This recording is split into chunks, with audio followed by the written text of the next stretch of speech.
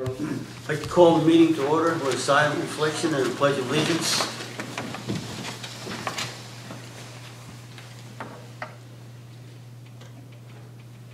Pledge allegiance to the flag of the United States of America and to the republic for which it stands, one nation, under God, indivisible, with liberty and justice for all.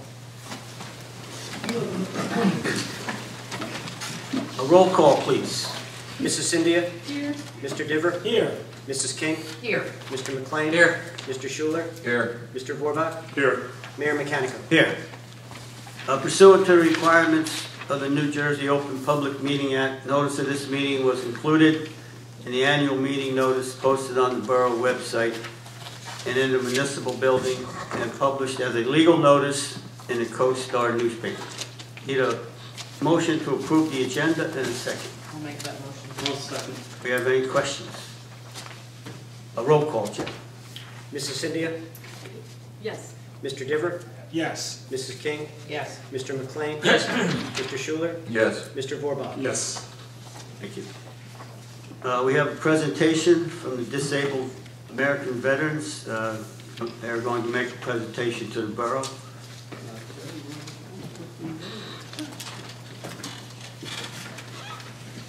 I was supposed to make this presentation at Veterans Day, but you weren't there, so I wasn't there. So my this was canceled. In any case, Mr. Mayor and members of the council, thank you for the opportunity to speak at this meeting tonight.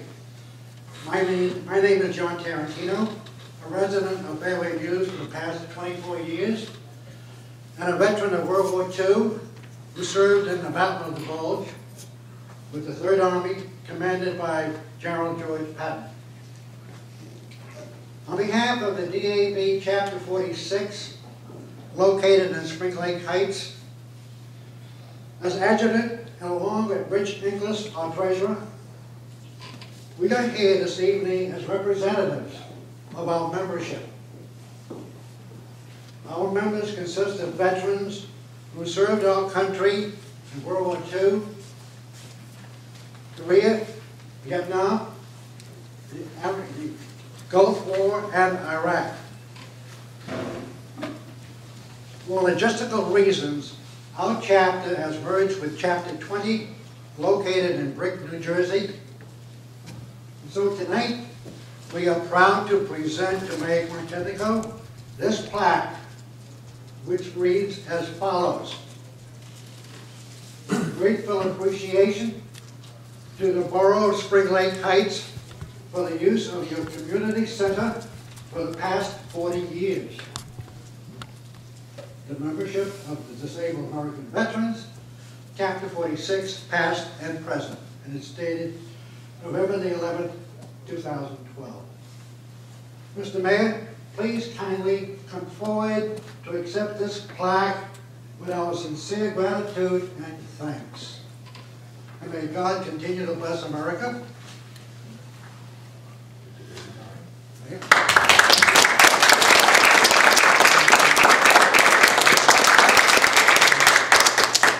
very honored and grateful to have this presentation. I accept it on behalf of both past council and mayors, Mayor Enright, Mayor Mellon, and Mayor Adams. Thank you. And I don't know how far back I can go. Well, you're back to Mayor's wife. Oh, I know what you're going to do after this, right? You're going to be a comedian. You will. Well, we're very proud and we're glad you did use our service. If there's anything we can do in the future for you, if you need us for something else, just come forward with us. I'll call you tomorrow morning. So we're very honored to have you. I will show my count. Thank you. Thanks again. Thank you. Thank you. Thank you. Thank you all.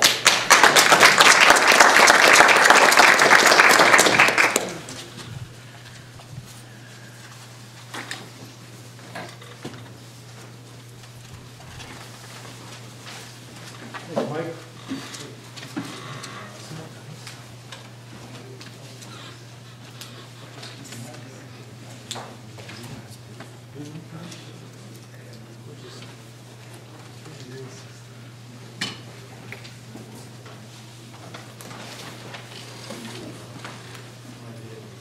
This point of the meeting is the first voice of the public. You may speak on any agenda item you like. Just step forward, give your name and address.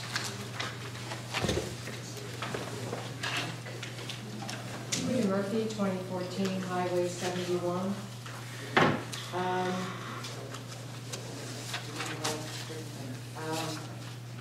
I'm inquiring about the draft ordinance establishing the B3 commercial zoning district of Route 71. Can't hear you. It says draft ordinance establishing a B3 commercial zoning district. Can't hear you.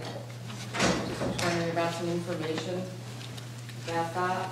It's my understanding that's along Route 71 corridor between Christine Keegan Real Estate or Alaire and Wall Road. Mayor, that item is listed as a discussion item. It's a discussion. The borough engineer is here this evening. As you are aware, this zoning ordinance came to the borough by request from the property owner in that area and was referred to the planning board for review, as well as a report by the borough's engineer and planner. Again, I leave it to the council as far as if you wanted to, at least the procedure to follow at this point. Mr. May is in attendance to answer any questions of the council regarding that ordinance. And there are a couple of minor changes to be made to the ordinance in its final proofreading. But if, again, I would refer to the engineer to provide us with an overview of the ordinance. Joe, can you give an overview of the ordinance to Mrs. Murphy, please?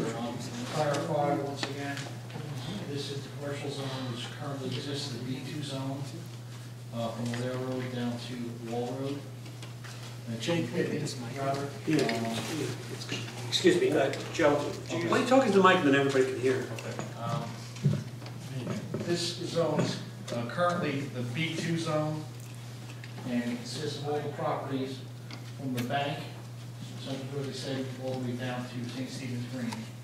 All those properties were approximately 8 of the 10 properties in that zone are currently split zone.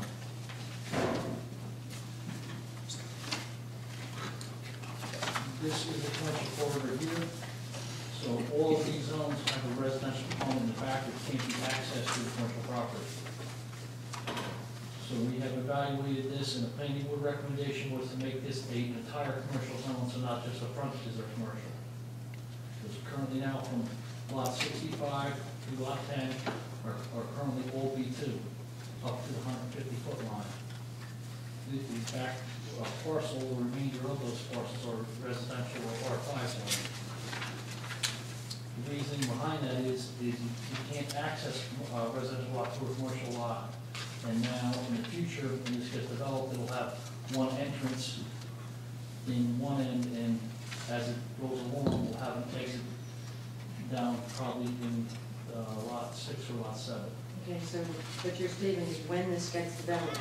Yes. Currently, there's an application from the board for these 3 properties for lots 65 to 67. Okay, but you're saying from here to here, so to me, that looks like this is to benefit one property owner to the behest of the rest, or the residents that live across the street from it. Well, it's the recommendation of the planning board, and it was an evaluation done. These are our commercial properties now. I understand, I happen to live in one, I know. on the opposite side of the highway. And its recommendation. And I live next door to one, much to my demise. And they cut down glorious trees and replace them with 6-footers. So I get light shining in my window, so I can only, but I don't understand. So in other words, what you're saying is that you have to actually rezone this entire thing, or this would be, still, to me, it seems like a micro zoning point. Now, I'm the daughter of a builder, so I have some clue. So to me, this just seems that the needs of one are seemingly to outweigh all the property owners here, and if this woman, who owns a number of properties, decides to sell her home, or somebody buys it and decides that they don't want to live in a 90-year-old house, it seems to me that the new owner who couldn't enjoy that large parcel of land and build themselves a 10,000 square foot mansion because the property is large enough to accommodate such thing, you're telling me that she couldn't do that.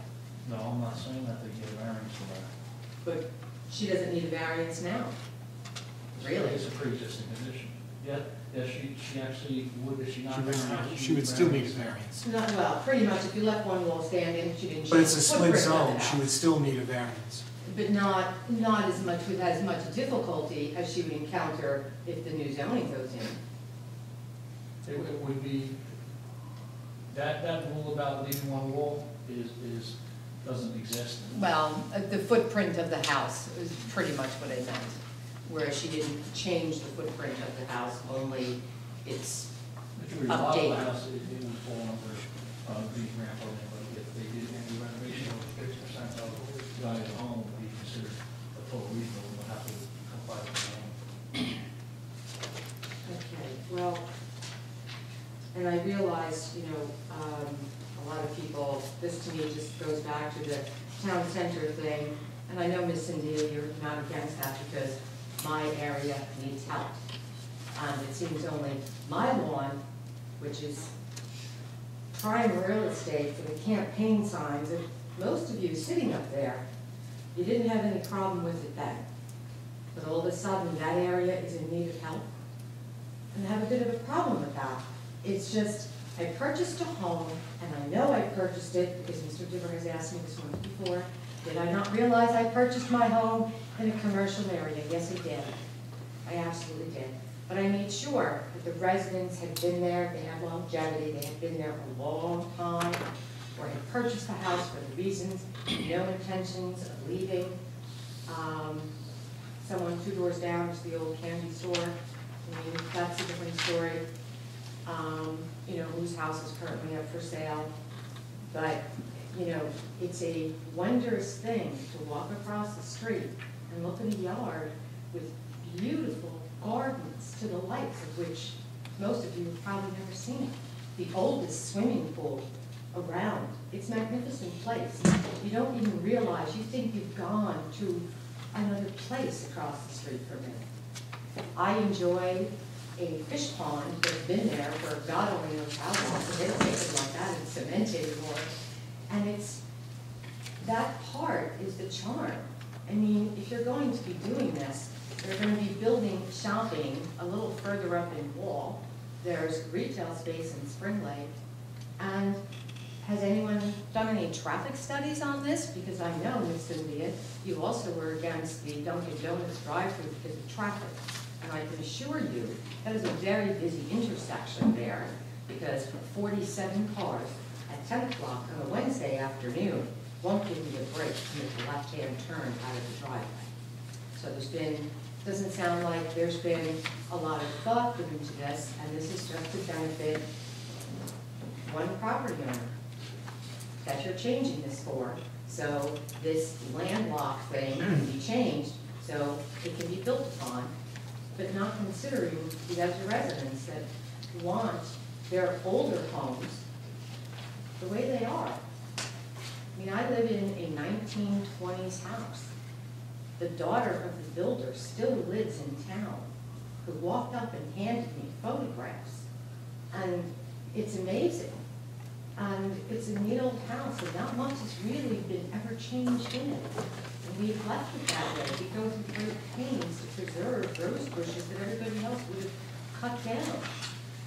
You know, I mean, and it just doesn't seem that a shopping center or mixed use, and I don't care about 20-foot setbacks, I have a hard enough time sleeping because the building next to me shines the light at 10 o'clock at night. And I do have a picture of that on my phone if you'd like to see it.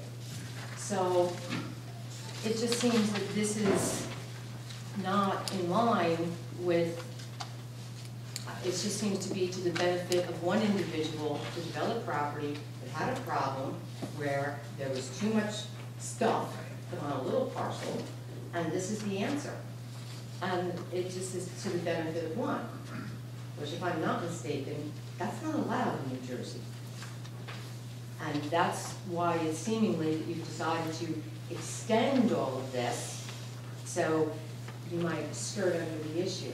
Well, you know, they hunt whales under these guise of research, but it doesn't make it moral, and it doesn't make it right. And that's what this feels like. It doesn't feel moral, and it doesn't feel right. And I'm just kind of really surprised that I thought the town center had, you know, kind of a thing that had gone away, and sorry. Inherently beneficial to the community is a hospital. Inherently beneficial to the community is a solar field. That's inherently beneficial. Please tell me, each of you, what do you see that's so inherently beneficial to Spring Lake Heights as a whole? And well, Miss Cynthia, once again, you can say that area needs help. Well, you know what? Personally, maybe I think across or another part of town needs more. Why not fix down by where the lake is? So if you want to have that whole deal, you're separating yourself from Belmar and Wall, and people can sit there and have lunch at the lake. And why not? Is that not part of Spring Lake Heights? Wouldn't you want to encourage people to enjoy some bird watching or nature in general?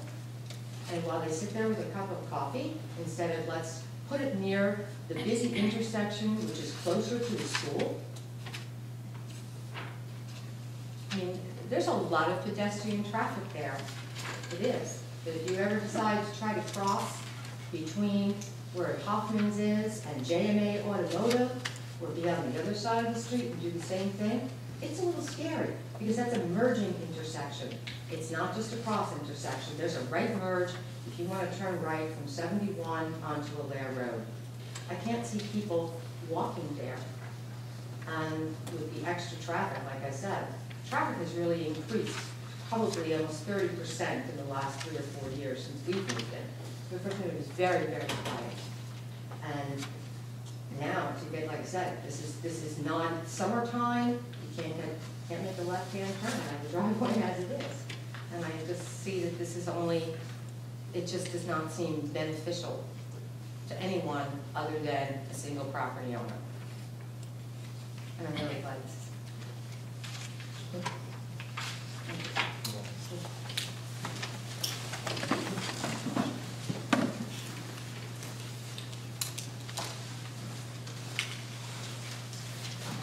Good evening.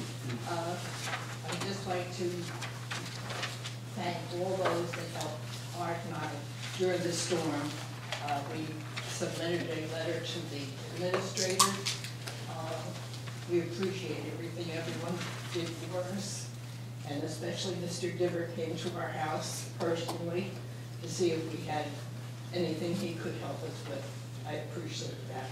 Makes me feel good to know we have a nice town with a lot of nice people. That we do. Thank you. Thank you. And Mayor, if I may, Yes. Mrs. Martone has provided me with a copy of the letter. If I may read it into the record. Yes, please. Dear Mayor Mechanico and council members, we would like to express our appreciation to the wonderful response the night of Hurricane Sandy. A large tree came through the roof of our home and many volunteers arrived quickly. Unfortunately, we did not learn everyone's names. We would especially like to thank Police Chief David Petrikin, Sergeant Andrew O'Neill, and Officer Wilson. We also want to thank Firefighter Campion, Firefighter Walter Gretz, and Fire Chief Casey Wilms. We also appreciate the visit from Councilman Richard Diver to see if we needed any additional help. Thanks to all the volunteers who responded so quickly to our call for assistance. It was certainly a team effort.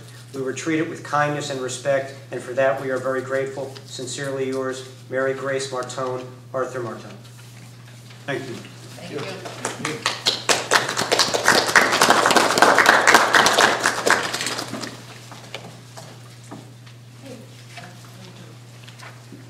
Anyone else like to speak? Yes.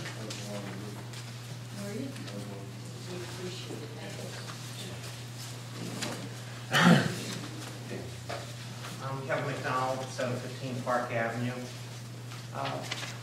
During the Hurricane Sandy emergency, I received calls from the emergency manager stating, call this number, go on the website for this. What your emergency manager doesn't understand is when you have no power, you have no phone, you have no internet. So the suggestion I have for this town is I don't think it's as prepared as it should be. And I'm coming here tonight for some suggestions. Some may critique it as criticism. You interpret it how you want. The first thing is, on the town calendar, on the very back of it, you have a blank page. What you should do is put the locations of every place here in town where someone can go during the emergency. I don't really know where to go outside of here and the community center over on Ocean Road. So I think you should put there whatever the 4 or 5 locations are, the addresses and a phone number. All right, that's the first thing. The second thing is you need to find out how many grids that this town is on. I live on 715 Park, which is 6 or 7 from 71. Now, when something happens on 35 and Wall, it affects me. But the person at 705 or something, they're not affected because they're tied to 71. So what I think the town needs to do is to have a map of every property here in town and which grid it's on. So that way, if the power goes out, you know that the tree that fell down on 71 is affecting whatever the grid is. So what I did prior to getting my power back, which by the way was 8 days, and what I did on that Sunday was I drove through the neighborhood, wherever I saw a down line, I went to the property owner and I said to them, did you call it in? And then I got a positive response from my area because I don't know where my grid starts or ends. So the point of this is I called in something on 10th block, which was down, and then that night I got 2 linesmen in front of my house. So they thought I had a down wire, but what I was explaining was at 709 there was a tree which is on Spring Lake Golf Course that was against the wire, and I was concerned when we got the power back that the tree would come down. I knocked on the neighbor's door, no answer, and for 3 days I tried to contact the Spring Lake Golf Course to no avail. And finally I found someone working on the green, and he said it's not our responsibility because it's touching the line, you have to call the power company. So I explained that to the linesman. The next day they came by, the tree was down. So that's what I think the problem here in town is that I don't know who you want to elect to do it, whether it's you, Mr. Mayor, or somebody, but on a daily basis during this time, someone should drive through our town and find out where the hot spots are. And I think a call from you is going to be more beneficial than a call from me. And then what you do is you have a master list. So if you have 30 hot spots, and as they're getting cleared up, you know where they are. Now, in addition to that, I feel that you need to go into the neighboring towns and find out where our grid is on their grid, so that if they have a hot spot, then you know that it has to be taken care of also. I think what part of the problem here in town is, since we are an old town, is that the tree maintenance is not really done properly. And during the storm, I went through Spring Lake Golf Course area and I called one of their tree people and I recommended them to cut down another tree. So I think really what you have to do during the course of the year is go through our town and see which trees are intermingled in the wires, and then before the next storm, then try to get that worked out over the course of the year. And I just feel that if we can do that, that's important. The other thing, you know, I had a generator. I was prepared for this because they said it was going to be a terrific storm. The town needs to, I didn't know whether our drinking water was good or not. I found out Wall was contaminated, Lake Como was contaminated. I assumed I was contaminated, so we boiled the water. If you have 2 locations, 4 locations in town, I think on a daily basis, you need to have a list stating water safe, garbage being collected, recycling being collected, leaves, whatever, whether we're doing it or we're not, because I had no idea what was safe and what wasn't safe. I had no idea what was going on in the town. How did I find out? I saw one guy doing the garbage. I said, are you collecting on Park this week? He says, yeah, put it to the curb, we'll do it. That's how I found out. How did I find out about voting? I stopped at the little community center Monday night. I said to the guy that was working there, are we going to have voting on Tuesday? Because otherwise I have to go to the county to vote on Tuesday, which I felt was important. So again, I don't want this to sound like I'm criticizing. I'm just coming up with a couple of ideas that I think might help the town for our next crisis. The other thing I think is important is if anybody in our town has some kind of medical condition where they need oxygen or something like that, it doesn't have to be public. Obviously, it should be something, someone up here should know about. So at least that's the first person that will do to try to get them whatever they need so that they don't, happen to pass away or something. I know it's important for us to rely on government, the county, the state, the president, but we, as a little community, have to stick together. I didn't bring the article with me, but there was this retirement center, I think it was in Toms River or somewhere like that. The seniors took over the clubhouse. As the food was spoiling in everyone's refrigerator, they had generators in the clubhouse, and everyone in that community had their meals, and if you weren't well enough to go to the community house to get your meal, they delivered it to you. And I just feel that if we can try to implement some of these things, and again, take it in the spirit it's given, that I think the next storm or something, it might be a little bit easier. And then the other problem that I had was with the leaves, you really need to suspend that service the week before the storm, because what happened was I went up to 71 and cleared the drain a few times. Now, I will say that the people from Public Works, I thought they did a nice job. Obviously, before the storm, they cleared it, but they had a lot of other things going on. So I cleared it a couple times, and the property owner there is really not responsible for it. And I really think if you suspend the leaves for the week before, then I think that would have alleviated some of these drains getting clogged. And that's just, some of my observations that I made, while we were out of power for 7 or 8 days. But I think if you post something each day at these different centers, then at least then the rest of the community knows what's going on. They're all very good. Thank you very much, Mr. McDonald. Mayor, if I may, Yes. Mr. McDonald's comments are well taken.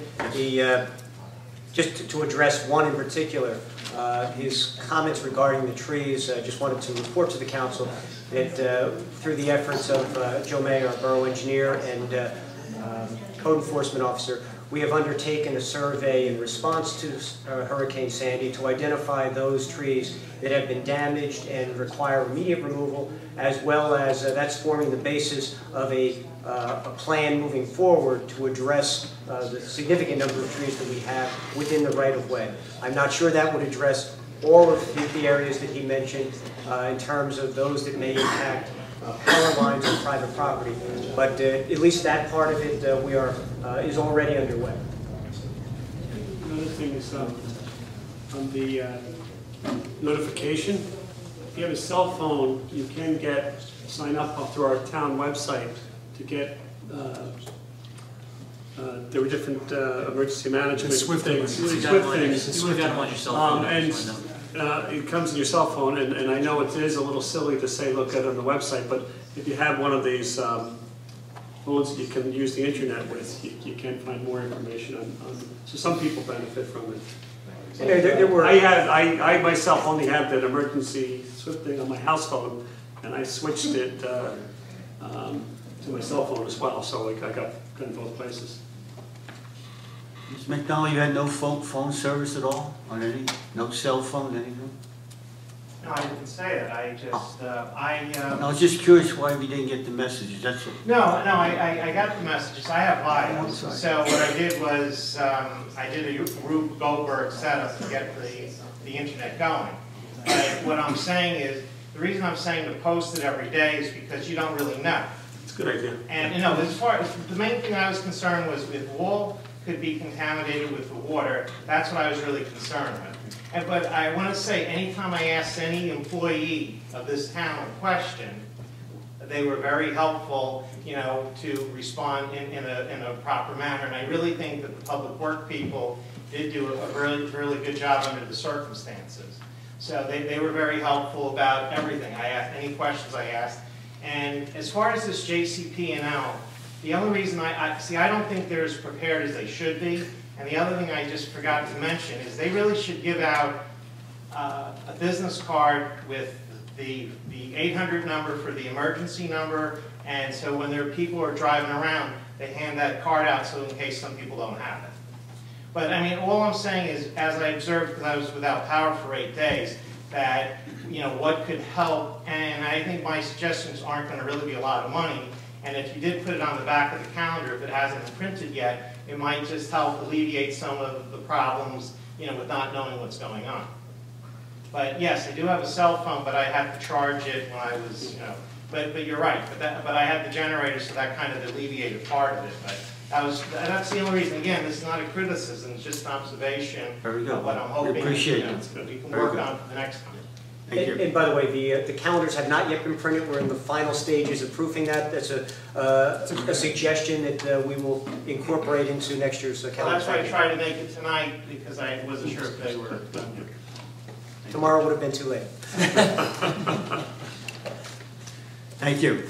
Anyone else like to speak? May I speak again? Yes, it's up to the chair. May speak again. Okay, and building on Mr. McDonald's January 1st, the reorganization meeting, there I stood before all of you and implored you to look into community emergency response team training. And that was shortly thereafter Hurricane Irene blew in and didn't do much going down. And I had explained that while the class was for 9 weeks, it was approximately 2.5 hours of your time. What a wonderful win-win it is for families to be together. And it was interesting. They teach you how to go around about your own home, and I reiterated the fact that I had not really thought about it. We could identify that if a certain line came down, we would not be able to get out of our home, which that in fact did happen when somebody hit the pole and the wires came down across our driveway, and we had to climb over the fence and do whatever to the neighbor's yard to get out on foot. And I think that, Mr. McDonald, the electrical grid idea is really good, because you don't know who's along with you, who's suffering. Misery does love company. I would like to absolutely positively give my words of thanks to Councilman King, who I saw a lot, Councilman Divers and Jim Schuler, I saw a lot at the community center, and you, Butch, and Gary, who looked very tired, also tirelessly, Mr. Borbeck, I saw you as well, gave all their efforts to this. And as the community center tried to do the right thing, I think, the generator did become unstable. But before the storm, I went online and I looked, and really all you had was a link sending me to Monmouth County. Well, I'm not interested in other parts of Monmouth County. I'm not interested in anything else. I'm only interested in what's here. While I did see a lot of other parts of Monmouth County where, you see people's possessions being hauled out to the curb, and you have to admire their tenacity, and my home is currently filled with other people's photographs I'm trying to preserve, and their lunch and everything else. So it's important, and the conversations ended up existing is, who's got gas, where to get gas.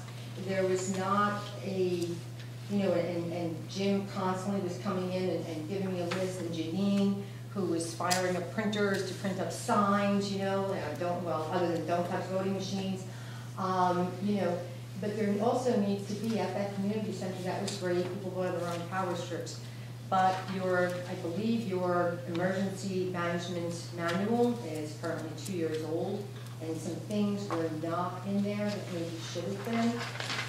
If you have a community center, and there's a service animal, of course, that animal has to be in, but you can't have someone bring their dogs, or you need to turn the bottom of that facility into, because it has closed doors, into where some people will not leave their pets, that they're properly crated. It's, sometimes you would rather have somebody out of their house and out of harm's way with their pet than not, and then have to rely upon, emergency services trying to endanger themselves to get to them. So it doesn't seem like there's a lot of plans in there. Also, the charging of laptops. That's all fine and well and good. It really isn't wise to have people working on them, because generators cycle around and there's a surge and you're working, and a lot of people drawing equipment. You could either ruin a laptop, and of course it counts as one, any liability. And highly unlikely, but it could happen, the screen could burst. Not a good scene. So other things need to also be put into play about an exchange of information and sharing where you're going to get it from. You appoint me to an emergency management committee meeting, and there's never been a meeting. There's never been. It appears to me that the coordinator, I would think, in the number of appointments I've had, I find myself contacting Chief Petrickin for information, where am I needed. I mean, a number of years ago, there was just a major power outage. It was very hot. Those things are considered disasters, believe it or not. But there needs to be something done, and I'm hoping, I mean, the truth is, it is not government's job to help you. It is your job to prepare yourself and stay informed. Well, citizen informed is better for you, but you have to find a way to inform them. And something needs to be put into place to be able to do that. You're amazingly unscathed, truthfully, compared to our other property, which took in some water. You know, and I have to show my identification that, you know, the world's turned into a police state. So, Come to Manhattan. yeah, I love the National Guard check, and I don't know, someplace else I went, DEA was checking people. They were calling in all agencies to do checks. But something where those little things for people are kind of put together, and maybe some scenarios are done. I believe all council members, at minimum, I think maybe Dr. Feder would know this answer, at minimum, have ICS 100. Is that a requirement? Are you talking about continuing education, or? No, it's a course. The ICS 100, right, isn't that a requirement? Yeah, the NIMS training requirements, NIMS. which were implemented a few years back, there's been some relaxation of those. The as far as whether the 100 or 200 series is required, it depends on the, and frankly, I'm not sure what the current standard is for those. Right. Okay, I know there's 100, 200, 300, 400. I have up to, I think it's 300. And then other host of whatnot. But I do happen to know that somebody who has some really good training in sheltering for animals is happens to be Kat Crippen, who's taking a class on that. I am FEMA trained for animals in disaster and livestock in disaster, at first aid, things like that. And the requisite ICS training required by the Red Cross for animals or things like that. Because if some people had to be evacuated with them, you need to make that clear. But there needs to be a better exchange of information than there was. You know, people like didn't know that, you know, they could have gotten ice in Wall Township. And I think everybody tried to do a good thing. Jim Schuler is like the relay king as far as I'm concerned, coming back and being looked back every like 20 minutes. He was like, plop, got more information, cross that off the list, add this, and he was really wonderful. And I applaud the efforts of that. And Sarah was, you know, the other one, you two really stepped up and did a lot, and so did Gary. And you know, Mayor, you'd like to have your hands full. Not easy to deal with such a thing in town, and I'm hoping that maybe the emergency response team training will be something that we do implement. And believe me, if you have kids, you really want to do it. You really want to learn how to turn off your own gas and your water and identify your hazards in your home. It's a good class. And it would be nice if we could do it. Usually Monmouth County sheriffs have a machine, or a fire department provider. They show them how to use a fire extinguisher, all kinds of stuff. First aid, triage, choke tags, you name it. You know, rudimentary first aid, little things like that, but it's really a great class. And I'm hoping that we could do it again. This is going to be like the third time I've mentioned that it can't be a bad thing. It's a win-win for you and your kids. Thank you. Thank you. Anyone else like to speak? Yes. Hi, how are you? Tom. Mr. Mayor, everybody. Tom Martin, 913 Clarence Drive. I'm wondering what the plan is for the Public Works.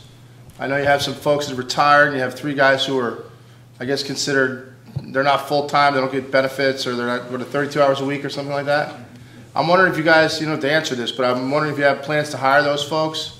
And the reason I bring this up is I'd hate you to train them, get them up to speed, get them to a point where they're have some value to the town, and then they're going to probably want to leave and go somewhere else if we don't hire them. So if you don't have an intention to hire them, either get rid of them or hire them, but don't leave them in this state right now, because that's short-sighted. I'd hate Public Works to get to a point where we're going to have some issues and some shortfalls, particularly with the winter, plowing, things of that nature. So I'm wondering if anybody has any thoughts on these guys, or? I don't believe we've made any decisions one way or the other on that, Tom. Okay.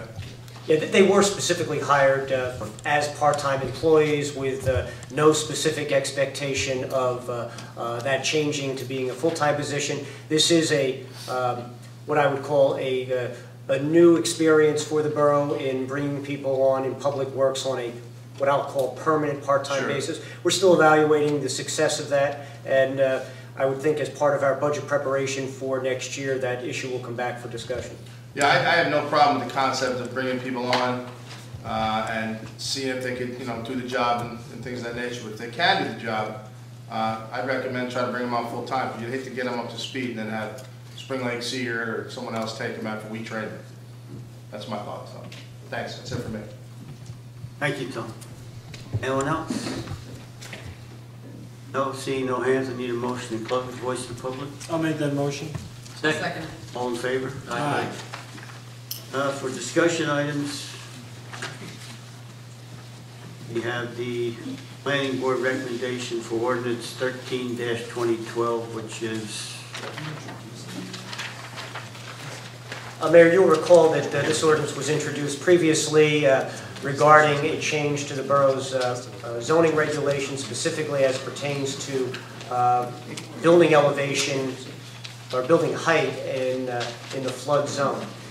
This was intended to provide a streamlined process so that property owners impacted by floods would have the ability to elevate those homes without perhaps the necessity for obtaining variances and seeking application before the Zoning Board of Adjustment. The Planning Board, after significant review, has recommended changes. Those changes are identified in the draft or in the ordinance that has been provided to you. Specifically, the ordinance as introduced provided that the exemption would be applicable to all buildings. The Planning Board has recommended that that be narrowed somewhat and be only applicable to single-family dwelling units. And then the other change had to do with the overall building height that had been previously established at 35 feet. The Planning Board has recommended that that be reduced to 32 feet, which I believe is the current overall building max. And again, Mr. May is in attendance to answer any questions concerning this. Joe, anyone have a question on this? No questions. No questions. Pretty straightforward. It is. No? Okay. We're all right, Joe. Thank you. Mayor, procedurally, this ordinance has been introduced in its prior format, and now you have recommendations back from the planning board. These recommendations are substantial in nature. So if council is interested in moving forward with the ordinance as revised pursuant to the recommendations of the planning board, then my suggestion would be that you reintroduce the ordinance this evening and assign it a new ordinance number, and then we would move forward with second reading and public hearing at the next council meeting. We only have one council meeting left in the year, remember, and I believe it's December 17th. And this would be number 14-2012 if it is the council's desire to move forward. And again, just to clear the record, it may be best in its current form that the ordinance be tabled. So that would be ordinance number 13-2012, and thereafter we'll introduce with these changes under the new number. Ordinance 14-2012. 14-2012. The tabled ordinance 13-2012 would just die at the end of the year with no action having been taken on it. Yes, you would need to take a motion to table ordinance number 13-2012, and then you would have a separate action to introduce ordinance 14-2012. I'll make the motion to table ordinance 13. Second. You have any questions on it? Roll call. Mrs. Cynthia? Yes. Mr. Diver? Yes. Mrs. King? Yes. Mr. McLean? Yes. Mr. Schuler? Yes. Mr. Vorbach? Yes. Now, should we introduce 14-2012 this time, Fred? It's at the pleasure of the council. Yeah, I'd You like would to have make to that do it motion. tonight, because if you don't introduce it tonight, you have no other opportunity to introduce it unless you schedule a special council meeting, given that you only have one more regularly scheduled meeting. You can't carry an ordinance that you've introduced in 2012 over into 2013. I'd like to make that motion. Make that motion. I'll second. Any questions? Roll call check? Mrs. Cynthia? Yes. Mr. Diver? Yes. Mrs. King? Yes. Mr. McLean? Yes. Mr. Schuler? Yes. Mr. Vorbach? Yes. My recommendation on that is, even though the planning board has reviewed it and provided their recommendations, my understanding from the planning board attorney is that the planning board provided their recommendations for the language of the ordinance to the council, but they haven't yet provided an opinion as to whether the ordinance is consistent or not consistent with the master plan.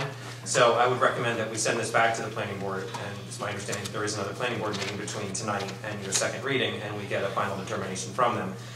If the ordinance is inconsistent, then the municipal land use law requires that you undertake certain actions at the time of second reading, but we just need them to clarify that. And we have the time to do that in between now and December 17th. Planning board meets this Wednesday. Correct. So we would get it right over to them for a final determination as to its consistency with the master plan.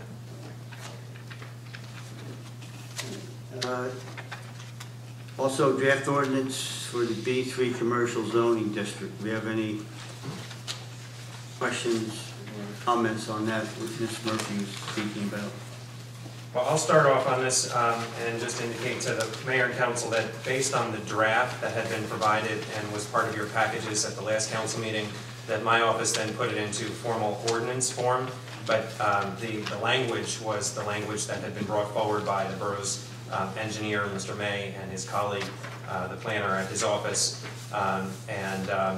So this ordinance basically encapsulates all of that language and the recommendations that were in the memo and the draft ordinance that you had as part of your packets at the last council meeting. At this point, it's listed on the agenda for discussion, and it's up to council as to how you want to proceed from here. I thought tonight was supposed to be the public hearing. No, it was not introduced at the last council meeting. At the last council meeting, after your discussion, you referred it to my office to prepare the ordinance, to bring it to you. Okay. And if you so choose, you can introduce it tonight, and then it would be sent to the planning board. Even though this came from the planning board, they should see it in formal ordinance format.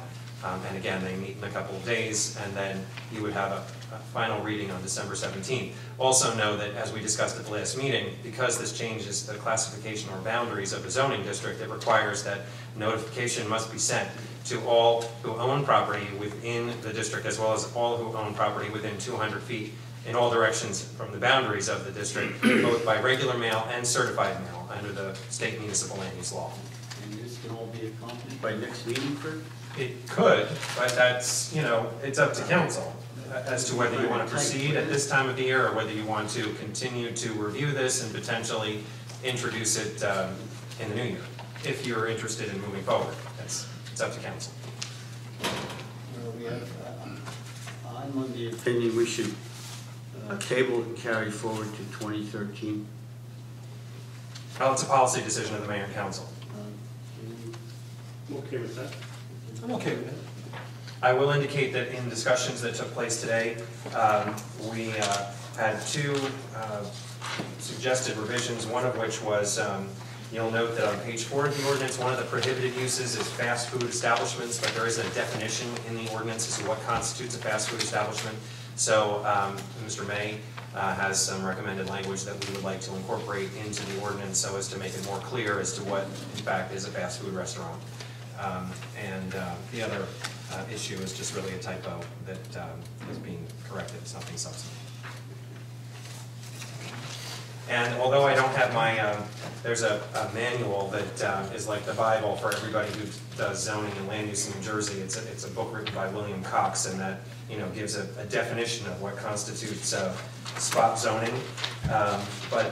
Essentially, my recollection of what spot zoning is, and it relates to the comments made by Ms. Ms. Murphy, is that it's Spot zoning constitutes zoning that benefits one property owner and does not further a comprehensive zoning scheme that benefits the borough as a whole. That's my recollection of what spot zoning is considered to be.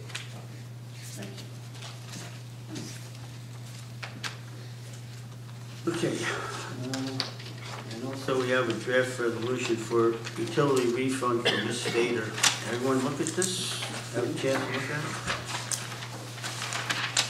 Okay.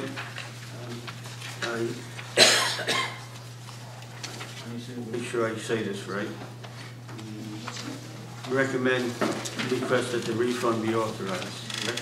Yes, that's correct, Mayor. You'll recall that this request came to us earlier, and there had been some preliminary discussion at a prior meeting without the council providing any specific direction. I have taken the liberty of preparing this resolution and made the recommendation that the refund be authorized, but it is, of course, up to the governing body to determine whether to proceed in that manner.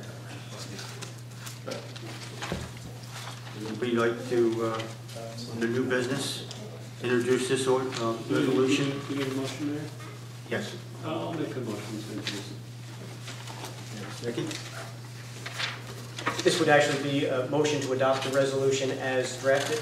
Yes. Does it have a number, Ken? Yes, we would assign this number, Resolution R 2012-183.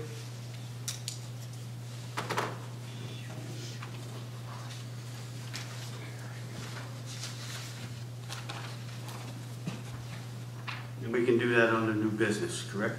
Or should we do it right now? It's your choice whether to do it now or Do it as right part now. of the resolutions. We'll do it right now. Need a motion to adopt resolution R 2012-183. I'll make a motion. Second. I'll second. Do we have any questions? Well, my only question is, would be from the perspective of precedent, which is always something that concerns us. And this is somebody who knew as of 1999 that this charge probably didn't apply to her and waited over 10 years. So on the one hand, I don't have any problem giving the money back because she shouldn't have paid. On the other hand, you know, are we opening up a can of worms here by entertaining an old request like this? That's my concern. Everybody gets to Fred, do say you it. have a comment on that? I can't alleviate your concerns, yeah. Yeah. No, it does set a precedent. I mean, you're not going to be legally bound, but somebody else is going to come forward, and how are you going to deny them when you've already done this for somebody else? So, it's, But it has to be a like circumstance, right? well, Mr. Dever, you said you appeared to have a comment. My comment, I think I have the same concern that Gary has. You know, we have someone that knew of a situation, and I believe, based on looking back, that a previous council acted. And, you know, that second charge got taken away. And my issue in terms of the precedent is that if you read the ordinance, it says that you have to make application in writing prior to June 1st of each year if you have a problem with this charge. So I guess my concern is, are we voting to violate our own ordinance? I'm not comfortable, you know, in that regard. I mean, it's, again, I don't think anybody's, you know, really fretting about the dollars, although it's $500. But, you know, I guess my question is the way the ordinance reads and, you know, the way that situation evolved over time. I really do think a prior council addressed this, it seems to me. So then to come back to us 5 years later after you're now paying these charges and say, pay me the charges from 2005 back to 1997, I'm just not sure it's correct. It's a concern, I think. There is a copy of the ordinance that Mr. Delaney has given to everybody this evening, and Mr. Diver is right. The ordinance does say the owner shall make application in writing prior to June 1st of any billing year. Jay, you said you recommended that we do pay it? That was my recommendation. And what's that based on? It's based on the fact that when viewed in its totality, the circumstances surrounding the imposition of the reduced charge, as well as the facts surrounding the Board of Adjustment determination that the use was not permitted to be utilized, recognizing that the property owner perhaps had an obligation to make the request earlier. And again, just in the totality of the situation. Fred, can we do anything with the resolution to incorporate something to say that this is a one-time incident and without precedence?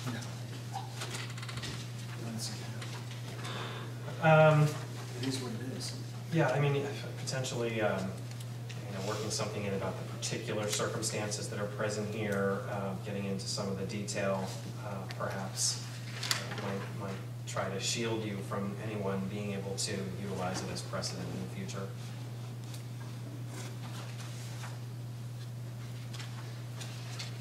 But there's no definitive, I can't say that putting something like that in will definitely No, I know, but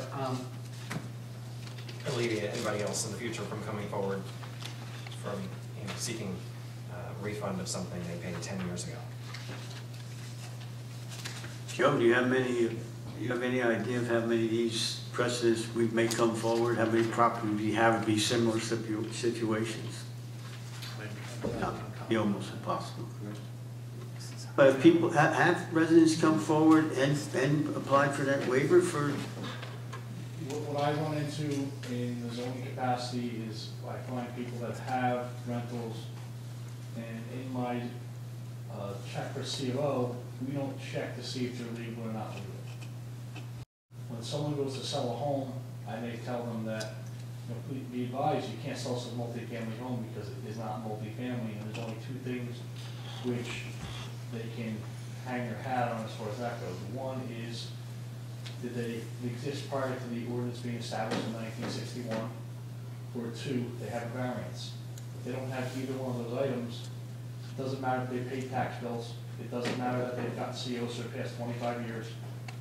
Those things are irrelevant. Case law supports only a variance or pre-existing ordinance, period. So those are the things that we've had issues with other properties. They go sell as multifamilies. You know, people come in, oh, I'm going to multifamily in Spring Lake Heights. There are no multifamily in Spring Lake Heights. There's no multifamily zone.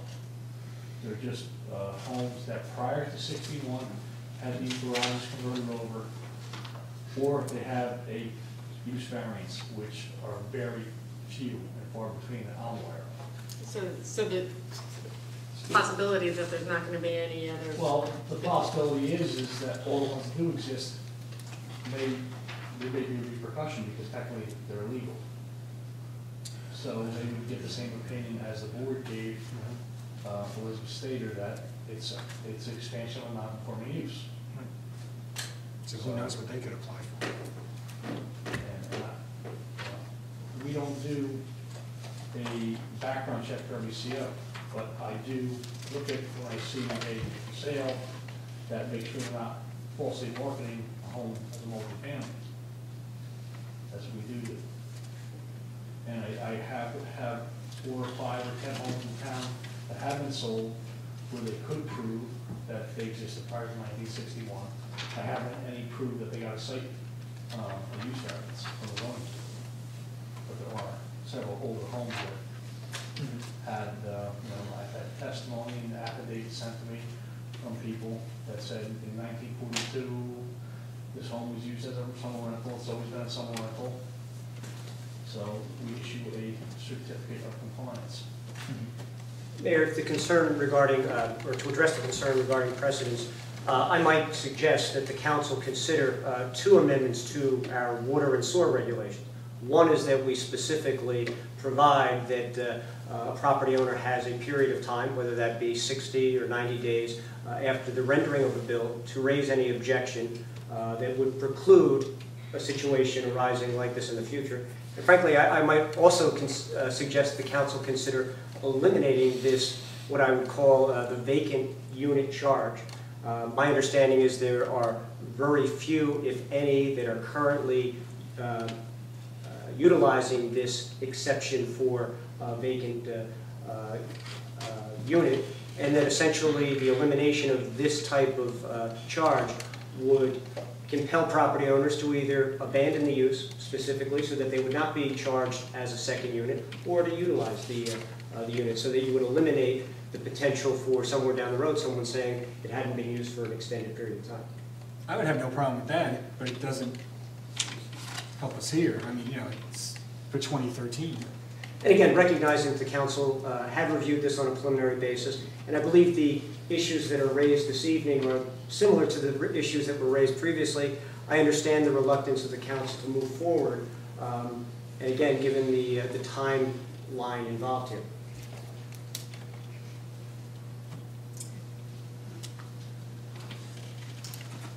Anything else? No, we should take a vote and decide this issue, I guess, once and for all. Ready for the roll call?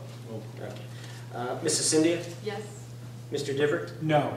Mrs. King? Yes. Mr. McLean? No. Mr. Schuler? No. Mr. Vorbach? Yes.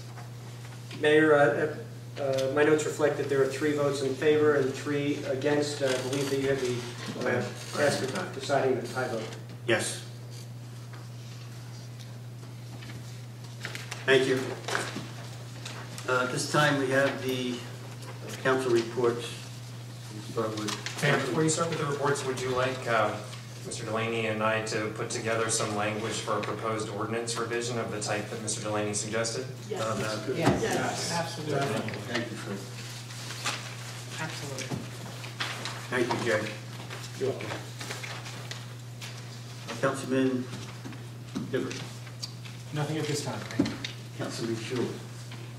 Yeah, the Public Works is requesting that people try not to put the branches in with their leaves. When they're going around to try to vacuum it up, it's jamming the truck and they can't pick them up. When they're putting the leaves out to the curb, if they put the tree branches to the side, rather than have them all mixed together. Jams the leaf blower. Councilwoman King. Nothing at this time. Councilwoman Cynthia. Well, we have the grant applications. You're gonna talk on them? Where are they? The grant, What, in this one? yeah, the grants for, the roadway preservation improvements for property. You're gonna speak on that, right? The grant? And, Property Road, Norman Terrace, and Jeanette Court, and pedestrian safety improvements for Mercer Avenue. Just bringing it back to. Tell me this guy. It's in the back. He's gonna talk about it too.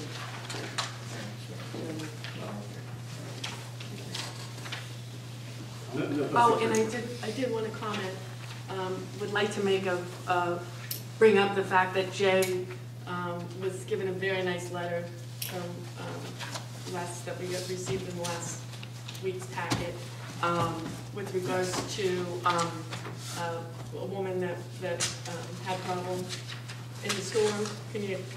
It was just, let's say that I was not the only borough employee that went out of their way to help a resident in time of need during the storm. I just got lucky and the person happened to be a writer and chose to send me a letter to the mayor. But again, it was something that I did. I think it was not uncharacteristic of all the employees of the borough that would have provided that extra effort for someone that was in need. I noticed your last name was Cheney. Was it Cheney? Was it any relation to the prior vice president? Not that I'm aware of. Shoot anybody? That was a nice gesture, thank you, Jim. Councilman McLean. Nothing. No ordinance introduction at this time. Under new business resolution, we have resolution R 2012-176, authorizing submission of the 2013 municipal aid applications. You know, motion and a second. I'll make that motion. I'll second. And do you have any questions? Joe, you going to speak on this now? I can briefly just give you a description of the two applications which I prepared for the borough. The first you're allowed to submit two, that's why we did submit two. The online applications are not that difficult, so.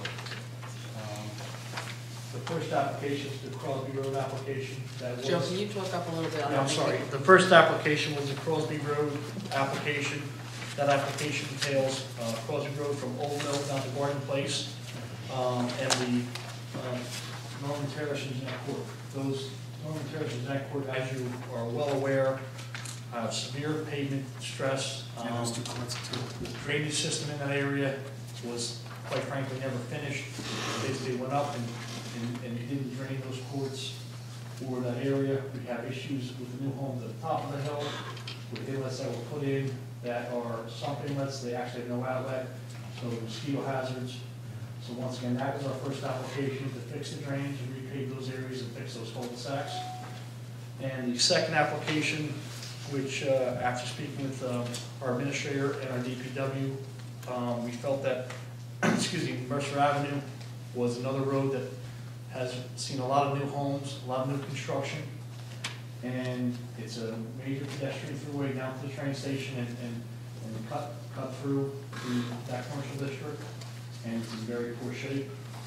So that was the reasoning behind that being our second application submitted. I would also just point out that the first application regarding Crosby Court, I believe, was submitted last year as well, but was not funded. Yes, sir. The prior address is a similar application, so we're hoping that the agency will help, in scoring the application number one. At the same time, we thought adding another application that you're allowed to submit to can't hurt. Good job. Thank you.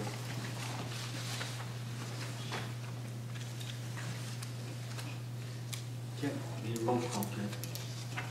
Mrs. Cynthia? Yes. Mr. Diver? Yes. Mrs. King? Yes. Mr. McLean? Yes. Mr. Schuler? Yes. Mr. Vorbach? Yes. Thank you. A resolution R 2012-177 authorizing a Middlesex County Municipal Joint Insurance Fund agreement. I need a motion and a second. I'll make the motion. Any questions? A roll call, Jay. Mrs. Cynthia? Yes. Mr. Diver? Yes. Mrs. King? Yes. Mr. McLean? Yes. Mr. Schuler? Yes. Mr. Vorbach? Yes. Thank you. Financial resolution. Need a motion to move bills to the Finance Committee. I'll make that motion. I'll second it. Any questions? Roll call. Mrs. Cynthia? Yes. Mr. Diver? Yes. Mrs. King? Yes. Mr. McLean? Abstain. Mr. Schuler? Yes. Mr. Vorbach? Yes. Thank you. Resolution R 2012-178, approving payment of claims on November 21st, 2012 bill list. I'll make Motion. that motion. I'll second it. Any questions? Roll call. Mrs. Cynthia? Yes. Mr. Diver? Yes. Mrs. King? Yes. Mr. McLean? Abstain. Mr. Schuler? Yes. Mr. Vorbach? I'll abstain. Yes, Chair? Yes, sir. Okay, thank you.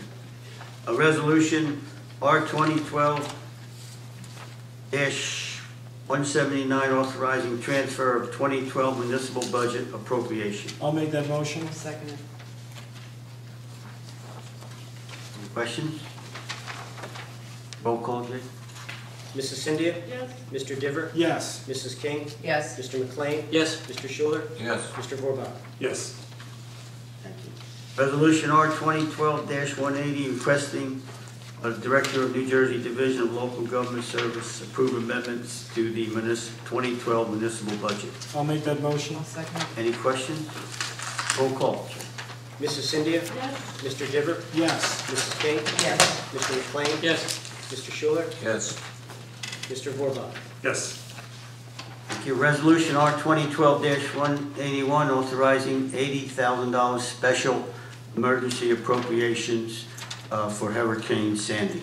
Need a motion and a second. I'll make that motion. I'll second it. Any questions? Roll call, please. Mayor, if I may, just provide a comment. This is a preliminary number based on the costs that we incurred in responding to Hurricane Sandy. We do anticipate that most, if not all, of these costs will be reimbursed from FEMA. However, this is the mechanism to provide us with both the legal mechanism to have the funding in place, and it is classified as a special emergency appropriation by which in the event or until we do receive the FEMA reimbursement, which may take anywhere from 6 to 12 months to finally receive, we will be providing for 1/5 of this total amount in our each of the next 5-year budgets if needed. We do expect that there may be some additional costs, but again, this gets us through, covers all of the costs that we incurred in response to the storm, and most of the cleanup and debris removal that has been taken place thus far. With the special emergency fund. Yes. Right, this can only be used for hurricane-related expenses, not anything else, right? That's correct. Just to be clear. Thank you. Roll call, please. Mrs. Cynthia? Yes. Mr. Diver? Yes. Mrs. King? Yes. Mr. McLean? Yes. Mr. Schuler? Yes. Mr. Vorbach? Yes. Consent resolution, R 2012-182. Everybody have a chance to look at those. Need a motion and a second. I'll make that motion. Second. Any question? Roll call. Mrs. Cynthia? Yes. Mr. Diver? Yes. Mrs. King? Yes. Mr. McLean? Yes. Mr. Schuler? Yes. Mr. Vorbach? Yes. Second voice of the public. You may rise, state your name and address, and speak on any item you like at this time. Seeing no hands, I need a motion to close it. I'll make that motion. Second. All in favor? Aye. No minutes, right, Jay? Yes, Mayor, and I just want to mention that I do have a package of minutes that are in final review, and I had anticipated having those distributed for tonight's meeting, but that obviously did not happen. That's okay, good. Thank you. Need a motion to adjourn? I'll make that motion. I'll second it. All in favor? Aye.